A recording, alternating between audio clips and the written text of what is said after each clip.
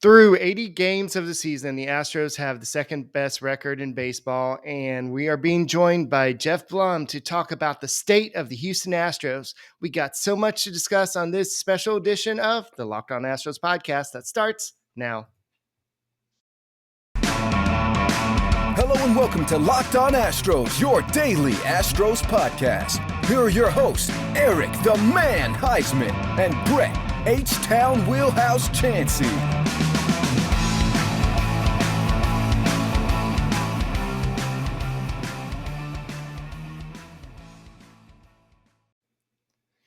We are Locked On Houston Astros, and we hope that you join us for a daily Locked On Astros podcast. My name is Eric Huysman. You can find me on Twitter at Eric Talk Stros. Find the show at Locked On Astros, your team every day.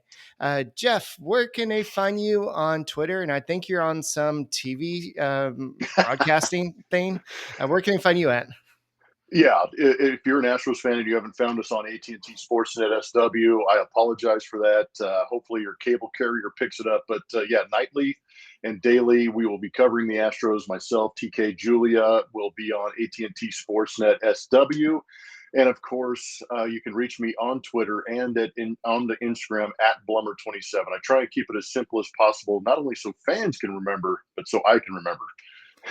All righty. So it looks like last time we had you on, you had to be in Houston for all the road games. Now you're able to travel with the team. What is that like to be able to travel again? It's awesome. You know, part of the experience of being a color commentator and being able to cover the team is being around the team, being able to ask questions, being able to get a feel, see these guys, look them in the eye, and also be available to them too if they have any questions about the show, if they're watching, or if they feel that we're seeing something, or just having that conversation and just feeling like you're all in this together. Because the one thing that's beautiful about being an RSN is being able to be a fan of your team, promote your team, and be able to protect them in certain situations, and just have a good time being around these guys. Because obviously we've been very lucky to be a part of this organization during this unbelievable, unprecedented run that we haven't seen since the mid to late 90s with some of the Braves and the Yankees teams back then. They've really created a dynasty-like situation here in Houston. But being able to get back on the road is kind of interesting, because everything that we've watched over the last 2 years has just been audio for us, and now we actually get that tactile experience and get our hands on it, get our eyes on it, and feel some of the emotion and some of the momentum that happens in a ballpark on a nightly basis. Nothing will ever match that. We're happy to be on the road, and it's been a blast. Speaking of a blast from past, you've been able to interact with your old buddy Jeff Bagwell. What is it like being in booth with him? I know y'all joke around a lot, but what is it like being able to experience the game with him with all his knowledge? It's always good. You get a feel for exactly what I learned from him, Craig Biggio, Billy Wagner, Brad Ausmus, Shane Reynolds. Brian Hunter was another guy that I was a locker mate with. But all those guys, when I was young in my career, I was 3 years into the big leagues when I finally got to meet these guys and be around Hall of Fame caliber type talent in the Billy Wagners, the Craig Biggios, and the Jeff Bagwells. So, I gleaned a lot of information off them, and it was good to be around them. But now sitting in the booth and getting to be able to call a team that is very, very good, better than any team that I've ever been on, and being able to share that with Jeff and compare some of the experiences we had back in the early 2000s, and then put that kind of with the team that's going out there right now, is a lot of fun. And obviously, there's some good stories mixed in there, but at the same time, we realize we're recognizing greatness in the moment. So that makes it that much more fun. So is he kind of adapting to the analytical side? I know at the beginning he was kind of hesitant about that, but is he kind of adapting to it a little bit more? No, I don't know. I sometimes I think he is, and then he takes a left turn and goes right back to give me the soft contact base hits, when I know in reality in the back of his mind, if I said I could give you a Yordan Alvarez or a David Fletcher, I know exactly who he's going to pick. because you're going to take exit velocity over that every day. But I think that, for Jeff, he's still kind of in that clubhouse mode where I've kind of transitioned into the broadcast mode where I understand that I can use the analytics to kind of explain my story. He's a hands-on guy. He's an eyes guy. He gets to get in on meetings with players and personnel and things like that. So I think he brings a valuable asset in the sense that he still has the feel for the game. But, when I'm out there trying to tell a story and explain the greatness of a Jose Altuve or why, Christian Javier's fastball plays so well, I need some of that data to back me up a little bit so I can kind of mesh together what my eyes are telling me and what everybody's fans, all the fans' eyes are seeing too, and just kind of give them some data that might give them an idea of what a GM or some of that analytical department might be looking at when they see some of these guys performing extremely well. It just gives me a good reason why. Yeah, for sure. And it looks like Alvarez, speaking of Alvarez, he's having a great season. He's probably up for probably going to go to All-Star game. And then he's going to possibly go for the home run derby. And I know this is something that he hasn't really decided yet. And so that's something that he's wants to, I think about. And I know you are a former competitor in the great Minute Maid Park home run derby and something that you have experience with. And so should he do it, first of all? And also, is there any truth to it messing up a hitter's swing long term or just short term? I think it can mess with the swing a little bit, but I think when you get, the Pete Alonsos, the Ronald Acuna Juniors, the Vlad Guerrero Juniors, and then you add Yordan Alvarez to that mix, and even Aaron Judge to an extent, I think these guys' swings are so powerful that they can create line drive home runs and not really alter their swing all that much.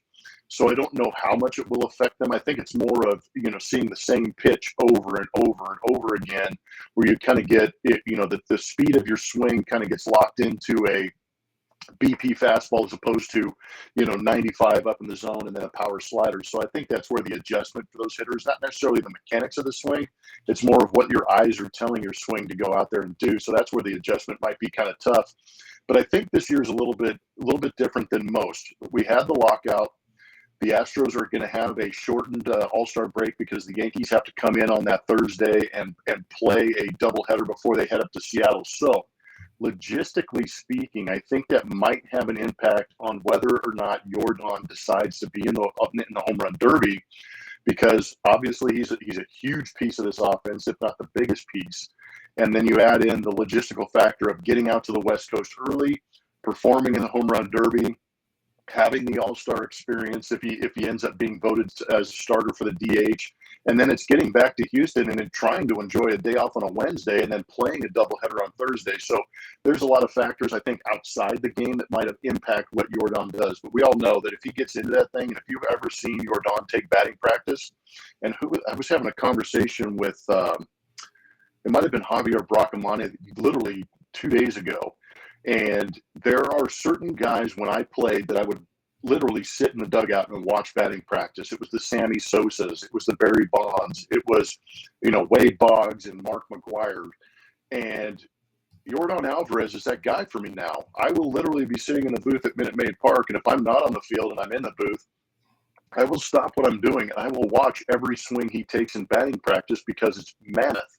It's unbelievable. So if you get to Minute Maid Park, watch Yordan take batting practice because that swing in home run derby would make him a huge competitor.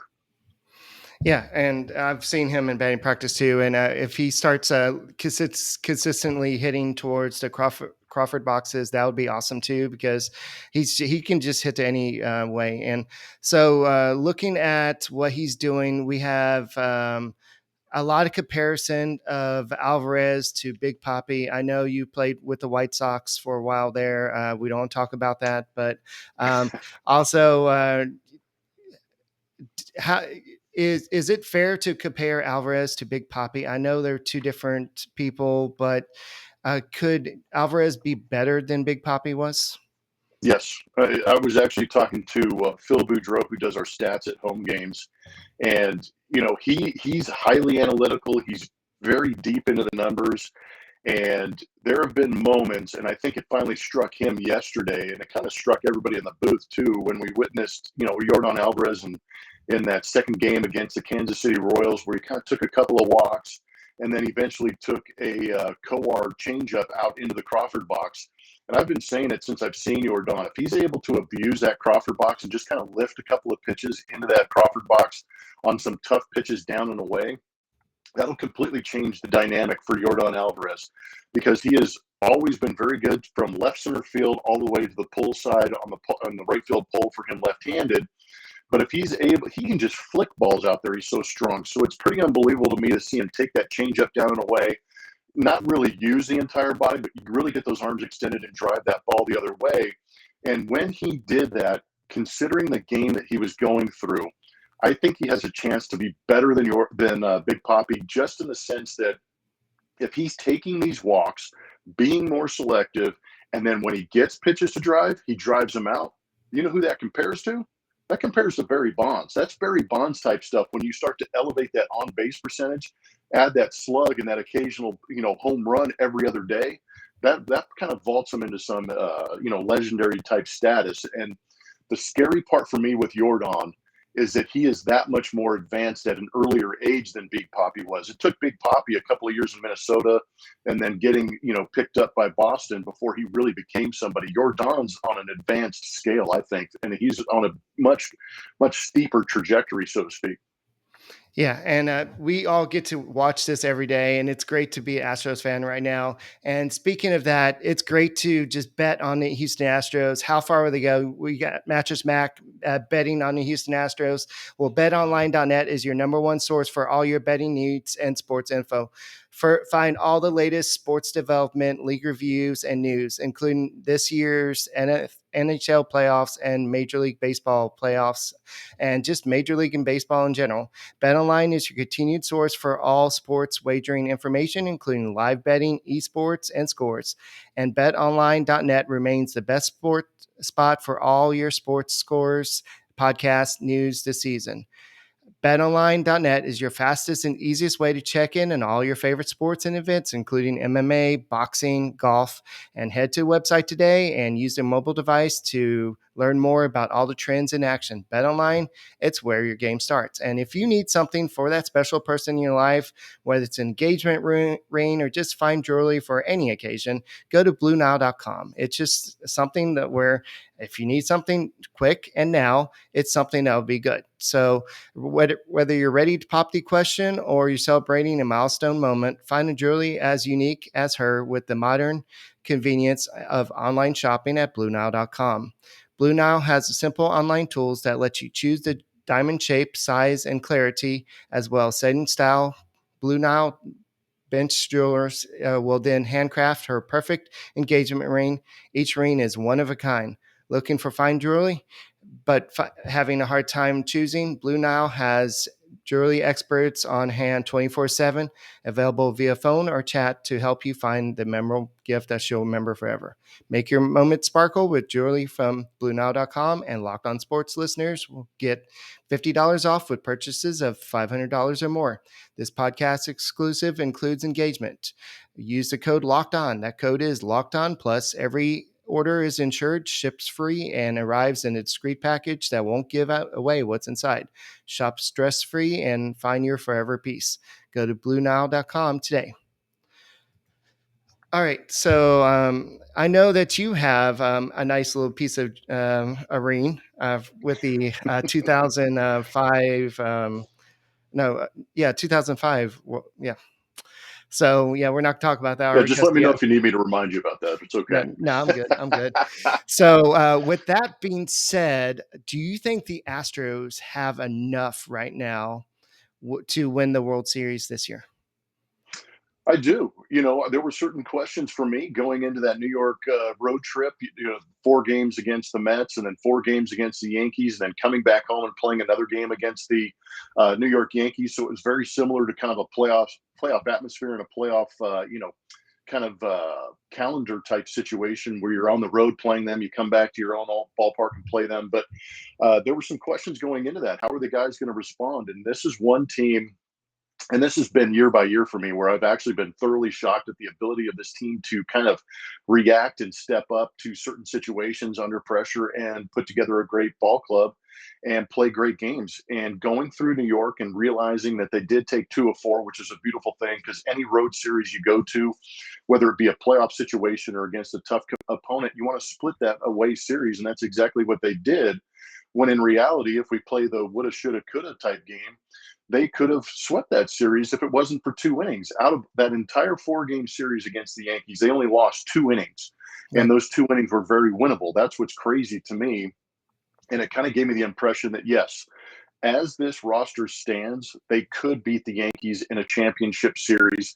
And then we saw them play the New York Mets, who are a contender in the National League East and have been projected to get to the World Series, beating the Dodgers. You know, the only test we're not going to be able to see this season is maybe what the Astros can do against the Los Angeles Dodgers. But considering what they've done against the league's 2 best teams as far as records are concerned, yeah, I'd say they're able to go out there, compete, win the American League pennant, and get to the World Series and provide a great deal of competition, if not win the whole thing. But if you're going to be greedy, you could go ahead and say, if we have the opportunity to make some moves, they're going to have to be moves. For me personally, with this ball club, if I was GM, my idea would have to be something that would really enhance the team. And it's very similar to what Jim Crane and Jeff Luhnow did in the past. Justin Verlander, huge upgrade.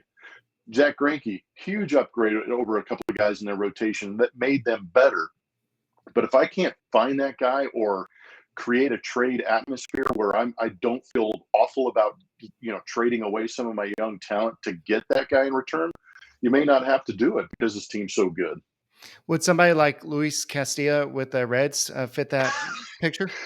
Yeah, I think that guy, if you're not going to go out and get that bullpen arm, because I really like the rotation, and you've got to remember that there is a lot of hope around Lance McCullers Jr. coming back, and how is he going to be used? So if you're not going to go out there and get that bullpen arm, I would definitely say that Luis Castillo is one of those electric arms that you could put in there. He would be, you'd have to look in that rotation, really, take some tough medicine and talk to some guys, but really realize that Luis Castillo's stuff and the way it plays would be better than, a Jake Odorizzi or a Jose Urquidy. That's where you'd have to do that evaluation. And I think Luis Castillo is one of those guys that kind of fits that mold where you could convince the clubhouse that this is an upgrade and something we had to do. Yeah. I don't know what the closers are out there. Rafael Iglesias would be somebody the Angels could possibly trade. But speaking of the Angels, are they going to be good ever? They have 2 of the best players in the game, and they can't win. What's going up with that? Actually, 3.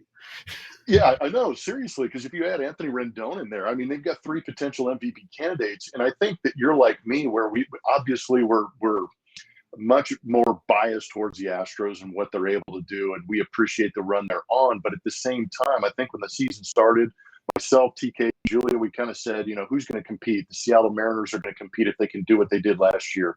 The Angels should be able to compete with Shohei Ohtani, Mike Trout, Anthony Rendon, adding Thor to the mix. Michael Lorenzen was a piece that you could probably say, hey, that would help him out a little bit. But I'm getting the sense that they have invested so much time and money into a Mike Trout contract, into a Shohei Ohtani, that they haven't been able to develop anything around these guys. And it's thoroughly shocking to me that they get the idea of scoring runs in that organization, but they really haven't done anything other than, like you just said, Rafael Iglesias, who they picked up, signed as a closer. They haven't done anything as far as pitching is concerned for me to tell me that they're trying to help out what Mike Trout and Shohei Ohtani are trying to do, because the only way that you win championships is by having good, healthy starting pitching, having a good back end of the bullpen to back up what your offense is going out there and doing. I mean, I hate to harp on it. I know your podcast, listeners will love this, but the Astros are the model. They are the prototype of what you need to do in order to go out there, not just win divisions, but win pennants and get to the World Series, because they pitch so well. Their pitching is enhanced because their defense is so great. And then you put together an offense that is super stingy and knows how to create traffic on the base paths and get big hits. They are the model for a big league team, and the Angels are faltering greatly. And it's a shame, like you said, because they've got 2 or 3 of the best players, the think about that. The best players in all of baseball, and they can't get into the playoffs. It's truly astonishing. Yeah, if you look at the Astros record right now, they're 53-27. They have a 13.5 game lead in the AL West. And the Rangers look like they're going to compete for a little bit. Now they're on a 3-game losing streak. The Mariners are on a 4-game winning streak. I don't know which one of those teams are going to give the Astros any type of fight this year. I mean, baseball, you can't really count any team out because they can throw out 12 games in a winning streak. Who knows what can happen? Do you see any of these guys catching up to the Astros this year? No, not at all. No, not even close. I wish I could give you a better answer, really entertain you, but these guys are too good. I think we've all seen too much. The only thing that could really hinder what the Astros are doing is a catastrophic type injury, and I don't see that happening with the Astros, just because, like you just spoke of, the 13.5 game lead. You've got Mauricio Dubon, you've got Aledmus Diaz. These are guys that can move around the infield and the outfield, give days off to guys, protect their legs, protect their health. And I just don't see it happening. I mean, imagine the thunder that one of these teams would have to bring and the run they would have to get on. They'd have to win 14 games in a row just to get, and the Astros would have to, play 500 baseball for them even to get back in the realm of reality. So those are some pretty extremes for them to jump over as far as hurdles. I think right now, we're just a little under a month away from the trade deadline. And I don't think the Angels are going to go out there and make any moves. I don't think the Mariners have the opportunity to go out there and make any moves. I think they're just going to keep pumping Julio Rodriguez for the Rookie of the Year and hope for the best. But the Astros are the cream of the crop, and they're just blowing away the division. I don't think there's any chance. Well, you brought up Julio Rodriguez. I know that for a while, Jeremy Pena was kind of leading the Rookie of the Year pack, but Julio Rodriguez has kind of leapfrogged him a little bit. I think missing some time with the injury kind of hurt him a little bit. But are you surprised with how good he's done offensively? He was supposed to be a good defense shortstop, but I don't think a lot of people expected what he's done offensively this year. Are you glad the Astros didn't sign Carlos Correa now? Well, it's easy to say now, 80 games into the season, that you're grateful for that fact, just because the money that you saved on not signing Carlos Correa may allow you to the opportunity at the trade deadline to go get somebody and take on salary, and not kill your the soft cap or the luxury tax that they're dealing with. But Jeremy Pena, I think all anticipations were play a solid defense, like you said, get a couple of hits every now and then, show flashes of brilliance. But, hey, just work in, play defense, pick up our pitching. This guy, I mean, he single-handedly won 2 games with 2 swings. So, he's far exceeded anything I thought that he could do offensively. But I also think it's a benefit for a talent like his to be in a lineup like the Astros, where you don't have to go out there like a Bobby Witt Jr. and go, hey, man, you're our only hope. If you do something good, we're going to be all right. Jeremy Pena, we know you're good. We're going to put you in one of the best lineups in baseball. Just be you, relax, have a good time. And guess what? He's gone out there and exceeded our expectations because he's got the talent, he's got the protection, and he's got the encouragement of 25 other guys in that clubhouse who want to go out there and win ball games and realize that Jeremy does a very good job of playing a great shortstop and helping them win games. So it was really a win-win situation. I think that's where that's where you're fortunate to have an organization that can develop talent as well as the Astros have done, and also put them. It's a much softer landing for Jeremy Pena in an Astros lineup than it is for a Julio Rodriguez in a Seattle Marino lineup, because there's so much expectation put on those guys. And a Bobby Witt Jr., like we're seeing right now with the Kansas City Royals, where the expectation is so high that he is the focal point of everything, and they're going to follow every up and every down with him. Whereas Jeremy Pena can kind of have those mediocre games, or maybe have that little bit of a dip or a slump, and it kind of goes unnoticed. And we just kind of say, he'll be all right. He'll get back in the swing of things. But thank goodness we have Bregman, Alvarez, Brantley, Altuve, Gurriel. I mean, the list goes on. So he's in a great spot, and he's proven his worth for sure. Yeah, and my final question is, we already talked about Alvarez. I think that, I mean, I kind of want to ask this too. It's a 2-part question. Altuve is on the finalist for second base for the All-Star team. First question is, are people actually going to vote for him with all the controversy out there? So would he make the team? And who else do you see making the All-Star team from the Houston Astros? Well, I'll answer the second part first, just because Ryan Stanek is a guy for me. I know he doesn't get the accolades or the attention because he's not a back. I mean, he's a back end of the bullpen, but he's not that quote unquote closer where he's racking up saves. And you're looking at the 0.7 ERA that he's got right now, or the 20 plus innings of shutout baseball that he's pitching, and you're going, oh, this guy is the best closer in baseball. But he is such a valuable part of this squad in setting up things for a Rafael Montero and for a Brian Presley. And he's pitched in leverage situations. He's pitched in the 6th, 7th, 8th, and 9th innings. So, his versatility and ability to shut teams down is what tells me that he could be an all-star. It would be great to see him get honored in that way.